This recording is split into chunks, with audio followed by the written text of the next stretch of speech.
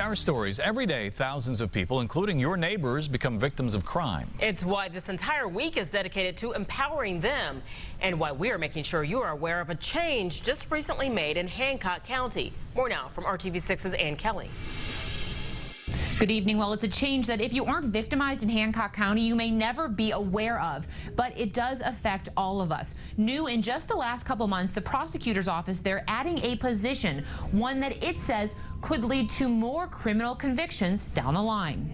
Inside the Hancock County prosecutor's office, past prosecutor Brent Eden, through a maze of hallways and down the stairs, sits Katie Molander, who at this moment is sending out what she says is roughly her 500th letter in the last couple months. I was actually just talking to Brent about the amount of postage. I've already used like the budget, in 2 months. A lot of postage, a lot of letters, because she has a lot of people she needs to reach out to.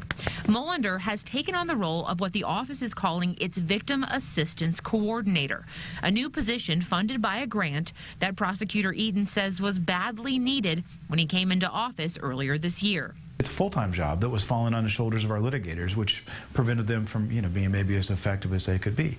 And which Eden says, quite frankly, wasn't being done because there simply wasn't enough time in the day. Which brings us back to Molander and her stack of files. Thanks to her new position now, every victim of every crime in the county can expect to be contacted. So here it is, you were victimized, and you have a right to know all of these things that are happening. You have a right to be a part of any of this process that you would like to be a part of, and just to see it through to the end. What's happening in the case, possible charges, plea agreements, how to get restitution. Molander makes sure victims know it all, and she works to make sure they're getting the help they need as a result of the crime, linking them to resources in the community. Take James Lockridge, for example. He was forced to move out of his home after being the victim in a battery case.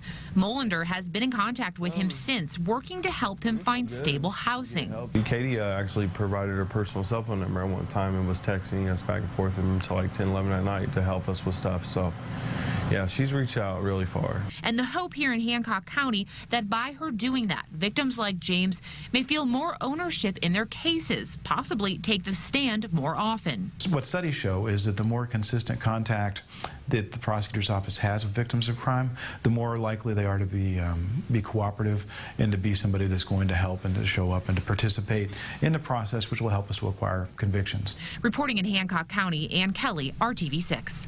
While this is a new position in Hancock County, most other counties in our area, such as Marion and Hamilton, have had a similar position for years.